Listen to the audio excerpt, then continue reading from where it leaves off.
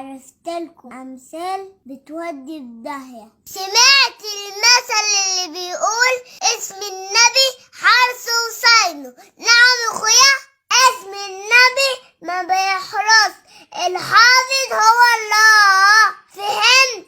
ولا المثل اللي بيقول ده لا يرحم ولا يسيب رحمة ربنا تنزل؟ ليه ان شاء الله؟ ده افك عظيم، محدش يقدر يمنع رحمة ربنا ابدا. ولا يقولك ده انا عبد المأمور، الامر لله. افهم بقى. ولا المثل اللي بيقول طور الله في برسيمه، ده سوء ادب مع ربنا. ربنا ما عندوش طور، وانت كده بتهين الانسان. هتولع اللي بتقول كده. والمثل اللي بيقول ربنا افتكر، وربنا بينسى عشان يفتكر. وما كان ربك نسيا. واللي بتقعد تتخانق مع جوزها وتقول دي حاجة تأثر العمر، لا يا اختي، عمرك ربنا كاتبه.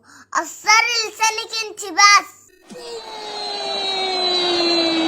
في منتصف الجبهة. واللي بيروح يعزي ويقول حياتك الباقية، لا، البقاء لله. واللي بيقولوا رزق الهبلة على المجانين، ده كارثة. افهموا، الرزاق هو الله. والمثل اللي بيقول يدي الحلق اللي بلا ودان، يا بارد بتعترض على قدر الله. والمثل اللي بيقول كتر السلام يقل المعرفة. من الزيات اللي قال كده؟ رسولنا قال افشوا السلام. سلام عليكم، سلام عليكم، سلام عليكم.